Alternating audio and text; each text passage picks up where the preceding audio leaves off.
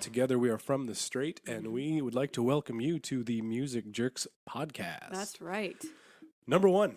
The inaugural podcast. That's it. Wow. Number one. Number one. Yes. With a bullet. Yes. One of many. Yes. One of 900. Yes. Yes. That's the plan, right? Yes. Yeah. We're gunning for Alan Cross's 900 podcasts. Oh, is that what we're doing? That's the plan. Okay. You heard it here, Alan. No, we didn't. No, you didn't hear it. Anyway. So. Yeah. So we decided we wanted to start this little podcast here to jib-jab about all things music and things that have interest to us. And maybe had some interest to you. So we might even have a drink or two. We might have a drink. In fact, I think we should. So, Yeah. barkeep, Yes'm. what are we drinking? I'm glad you asked. I am too. Today, we're drinking Stone Road White Ale from our lovely friends at Bench Brewing Company. Did you say white? White. I All did right. say white ale. All right, sweet. Yeah. Look for the camera here. Look Yeah. at that. If you're listening, you can't see it, You but can't see it, but it's lovely. And we're Bench showing it. Brewing is lovely, and it's out in Beamsville. It's a beautiful spot. It's an old schoolhouse, but the inside is super modern, and the outside kept the old school facade, so it's pretty damn cool. beautiful. Nestled away in the 20 Valley. In the 20 Valley. Gorgeous. And now here's a sound that is also pretty cool. All right. So this is a Belgian-style white ale. Cheers. Cheers to you, sir. And you guys get to hear this lovely sound. Mm-hmm. Delicious. That was him, not me, just so you know. Damn See, I like this one because it's super, I hate to use a buzzword, but it's sessionable, guys. It is sessionable. That's it. You can get down on a session. Give me 7 just of these beers. in an hour, and we'll Yes. see how this podcast goes. Yeah. Well, because some of the beers that we have, like especially with the microbreweries, they're like a one-off. You can kind of have one, and then you're like, Yeah. all right, I got to switch to something Well, else. you have one to sort of taste it, but this one's good because it's delicious. It's a really good beer, but It's drinkable. it is drinkable, sessionable, and enjoyable. And cheers to you, Bench Cheers, Brewing. Bench. Yeah. So Mm-hmm. I don't know how many of these will. We'll see how it goes. Yeah, we'll drink many. So, for today, our music subject is, it's a pretty divisive one for the two of us. Since we have known each other, it's one that we have debated ad nauseum because we are on opposite sides of the spectrum when it comes to the live album. Yes. Topic. Yeah. Live Yeah. album, yay or nay? And Nolan here is a big fan of the live album. He is Pro a big live. He's a big yay. I, on the other hand, have always been a nay. I was never a fan of the live album. I never understood the appeal of having a whole album of live songs for a show you weren't at. But since this is a discussion and maybe a little bit of a debate, we will first, go to you, and you can let us know what is it about the live album that you like so much? What does it for you? And state your case and see if you can convince me. Well, Yeah. Okay. Live albums. First of all, I think that it's like a really cool way to get to see the band kind of behind the smoke and mirrors of the studio. Sure. Because, having been in a studio, I know that studios can certainly make you sound way better than you are.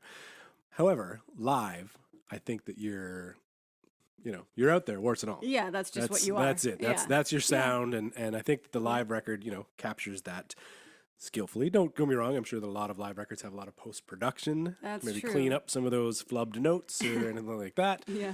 But I think it's a really great little article that you can have. You can put on your iPad, and you can put on your iPod and your streaming services And your Zune. Your Zune. Your 4 tracks. Your 4 tracks? What do you call them? Uh, Those other things that you play music on, cassette tapes, and all those. that's But you about could the take it with tapes. you. Yeah. Yeah. Take it with you and you listen, and it's kind of, takes you right into the audience, and you're watching that band and you're getting the vibe. Sure, yeah. Yeah, I guess. I don't know. That's a good point. Yeah. I'll take that. Sure. Yep.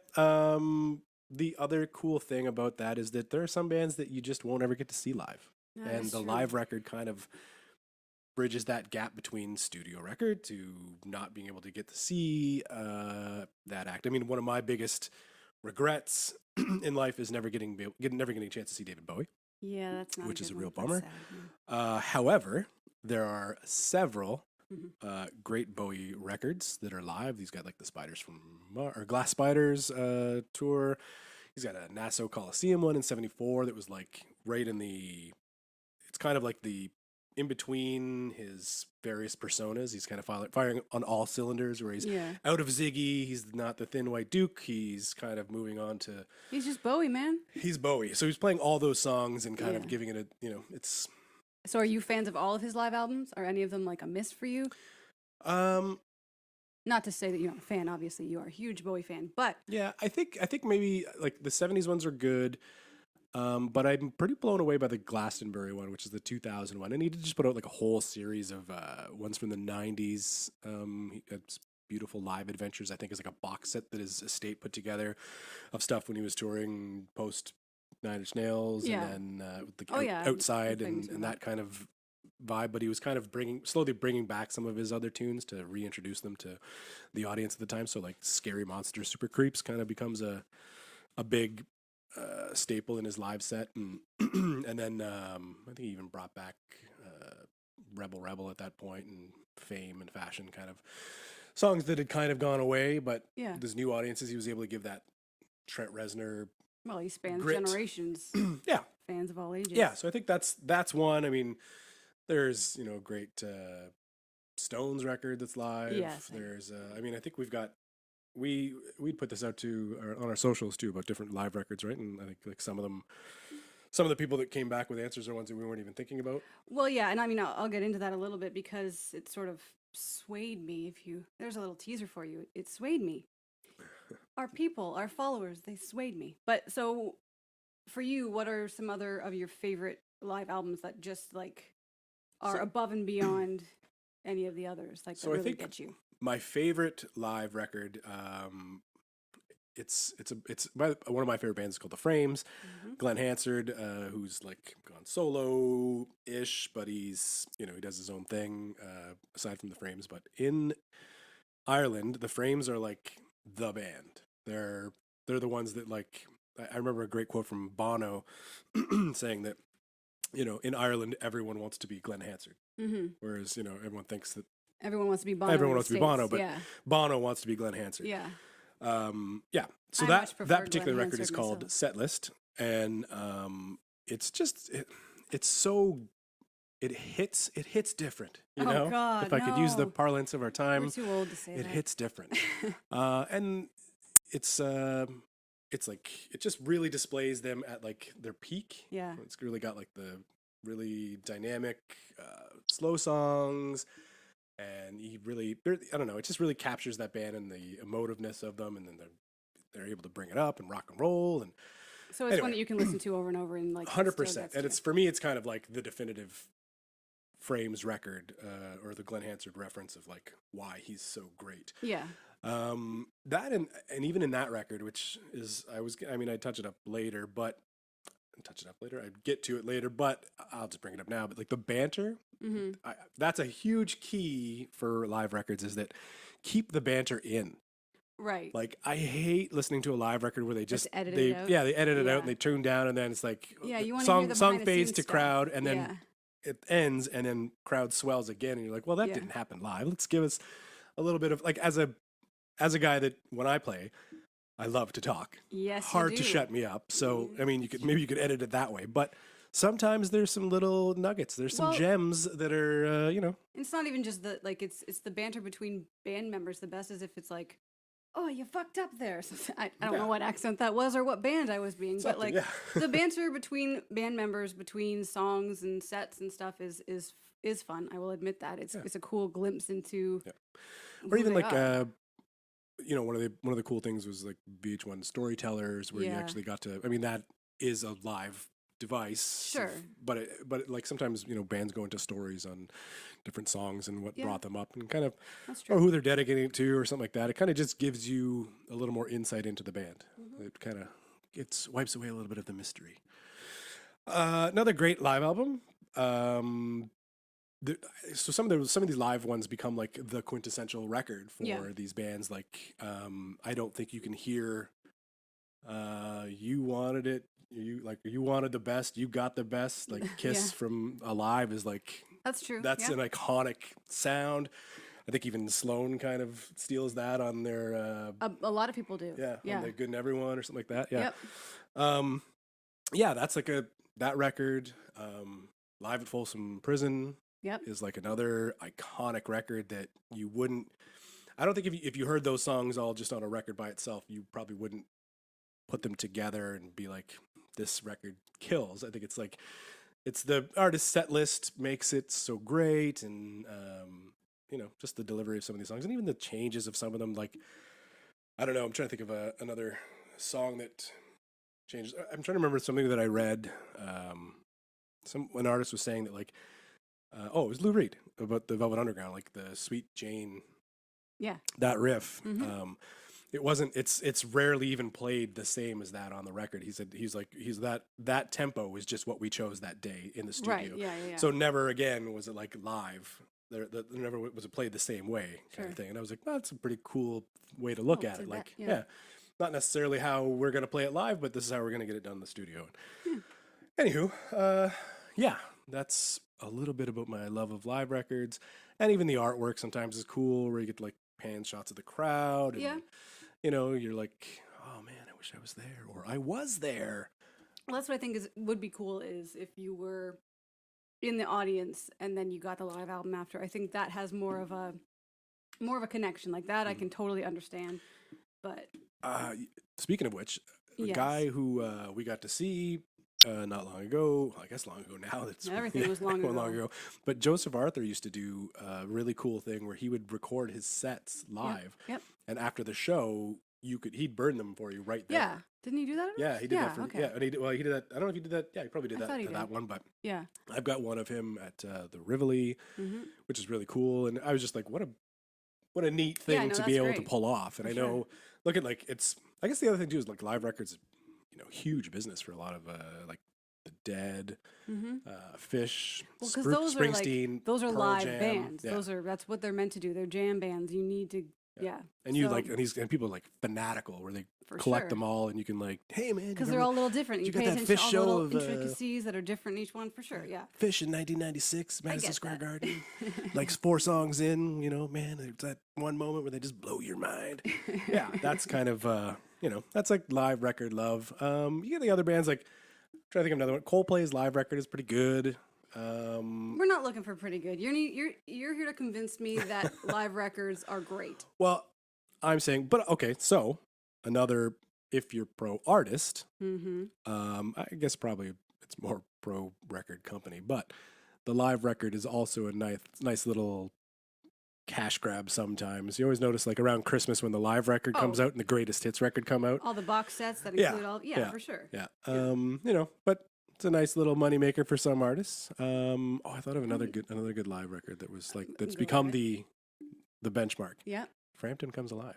Oh, yeah, Like yeah. how Okay. that isn't that one of the biggest selling records of all time? I think so. I mean, I can't look right now, but we're gonna look that up and get back to you. Yeah. I mean, it's funny because as you talk about live albums, and I'm like, okay, yeah. Good point. I get it. You're smart. You have good ideas. But for me, I never bought live records.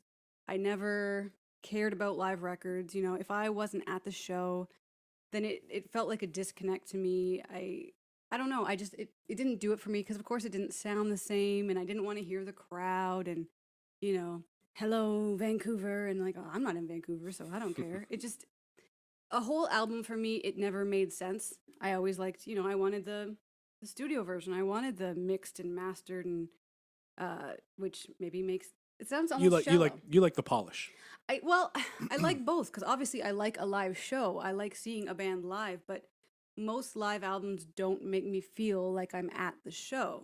But saying that, I will admit that in recent times that we've been having this discussion, I have been swayed a little bit. And one thing that you said the last time we were talking about it actually helped me see it differently. I think I know where you're going with this. I know you do. So you brought up Tragically Hip and Killer Whale Tank. Right. So it's true because I can't listen to the studio version without going right into Killer Whale Tank. It just feels like, what the hell? Wait, where's the rest? You know, it's not the same. Yep. So that song, you're right. Well, it's funny too because even the Hip do have a live record out. Yes. Live Between Us, I think it was. Is that the one? Yeah. Yeah. And they do play New Orleans is Sinking, and I think that every person is expecting Killer Whale Tank, and it doesn't they happen, don't and get they're it. so let down. Yeah. Because I believe that version is finally getting recorded on like the 30th anniversary of Road Apples. Yeah, but it's not on streaming, right? And not going to be streaming. Yeah. Yeah. So you're still going to have to fork out your money to hear that on vinyl or CD. Yeah. But or listen on 97.7. Yeah, it was released strictly to radio, right? Yeah, and it was very effective, and that's true. Like the regular version just doesn't do it for me. And you know, as you mentioned earlier, last week we our weekly From the Straight questions, we asked, what are your favorite live albums? Just because we wanted a little ammo for today's podcast. And I found, some of your answers, for example, you said live albums by Jeff Beck, Prince, The Who, Jason Isbell, Isbell, yeah. Isbell, don't and mess it The up. Killers. They'll be out to get you. Well, you used to say Isabel. Yeah, I know. I just had a little flub there in my mouth, I'm a but I know putz. it's Isbell. Sorry, Jason. He's not sorry, Jason. Anyways, and The Killers. And all of those are great answers, but I will say that there were two answers that made me realize, oh, shit, yeah, no, these are important live albums to me. And that was Allison Chains, Unplugged, and, of course, friggin' quintessential Unplugged album, Nirvana. Like, the fact that I never thought of that before when we were talking about it, like, Nirvana Unplugged, Yeah. I think I give up. when we brought it up, it dawned on me that, like, it's so rare that you ever hear All Apologies, the studio version. Yeah. You'll never hear, like, that, and even About a Girl is About like a a Girl, thing yeah. that, like, was from Bleach that I don't think... You know, I mean, I don't think anybody cared about it until... The hardcore Nirvana people will be like, oh, yeah, but it's so great because that record is so great, blah, blah, blah. But now About a Girl is like... Yeah, no, and that... different it did, life of its own. Oops. Whoopsies. Nope, Hot mic.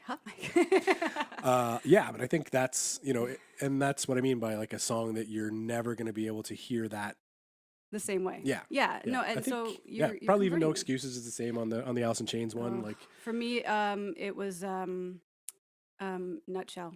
Yeah. Nutshell Live is that is I gotta go cry now because but for me, I will say I think the difference there is the keyword there, unplugged. Yeah. An acoustic, stripped down live version of songs that are not usually acoustic and stripped down, that gets you in the feels in a different way, and it makes it more personal and intimate. And I think that is what I would really like out of a live record. Yeah.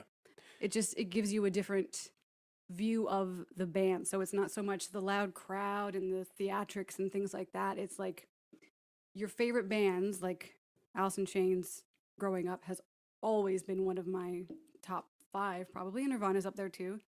But seeing them in a completely different, vulnerable light, like especially, okay, we'll look at both singers, Lane and Kurt, right?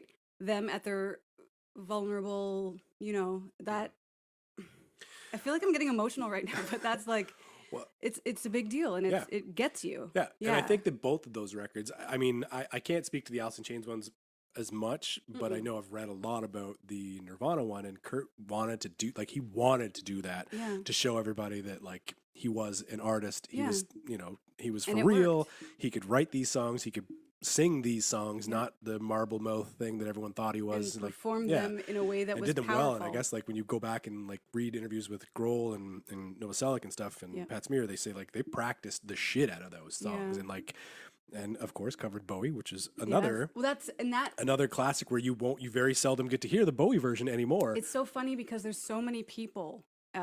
Because growing up, I knew that version better, but I did know the Bowie version, of course. But so many people. I remember when I was in my 20s and at bars, and I always bring up music with people who had no business talking about music.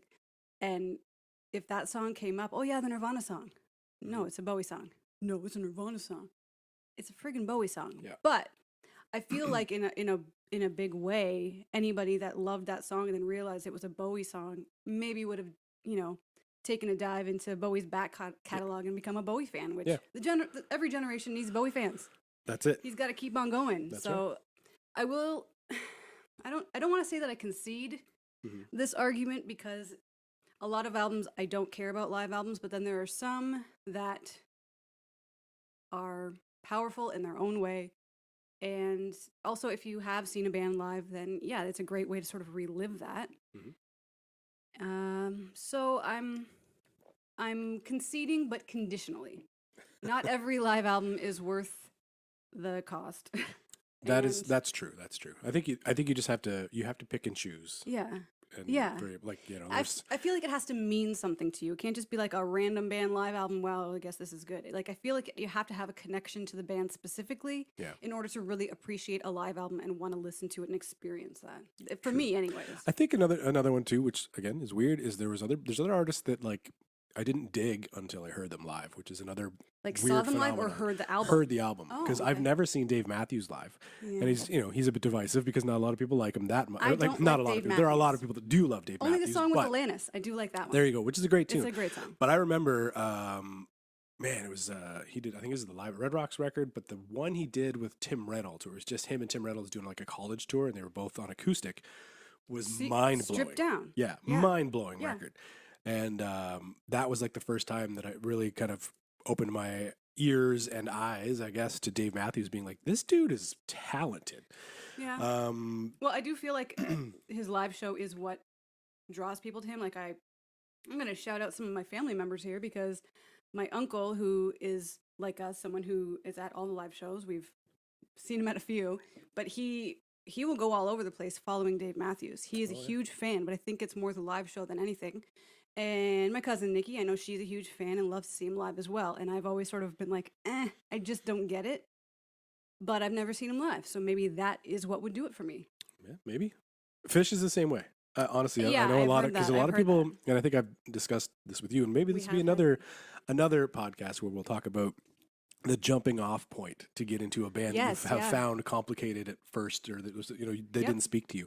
But Fish is very similar in that, like, hearing a live record from Fish is not, you're going to be like, wow, this is 36 minutes of Trey Anastasio playing a guitar solo. Cool, man. He's a good guitar player, but I can go to bed now or what? Is this done? But watching them live, like if you're there, it's a different Well, it's thing, an experience. It's mind blowing. And so I guess maybe that's one, I guess maybe what I'm alluding to is that maybe the right substance to get you in the mood to hear these some live records, maybe transport you, I don't think you're wrong there. There you go. I feel like we've summed this up fairly well. You've made some good points. I've half-heartedly agreed with you. Live albums are both good and also not good. But we're going to end this off, I think, talking about a live album that sort of fits both of our arguments. Oh, yeah. Because this is a band that is absolutely amazing live. They put on such an awesome rock show. So much energy. Like, I highly recommend seeing these guys live. But if you can't, the next best thing would be their live record. This is the case that we agree. Yeah, this one, and it just came in the mail last week, I think, from us finally here, but looking on the camera.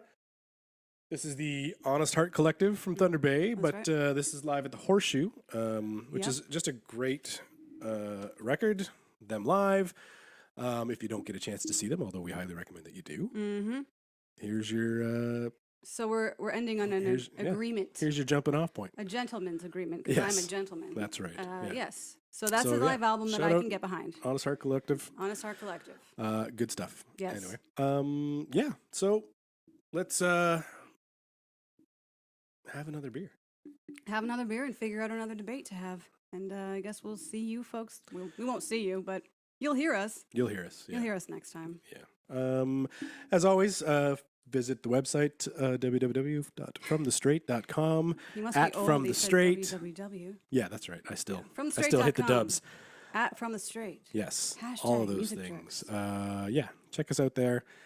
Yeah. Do we say subscribe? Is that a thing you do now? Do you I- subscribe? Do you follow us? Are we supposed to be like pointing to things like things. TikTok Here, videos? here. Subscribe. Oh, Anyway, no, I won't do that. yeah. I refuse. Thanks for joining us, everybody. Thanks to Bench for this lovely beer that Thanks is for just about existing, empty. beer. So, we'll. How do we sign off? Do we cheers and then catch we say you on the goodbye. flippity flop? Catch you on the flippity flop. Cheers, Cheers everybody. to you. Let's go.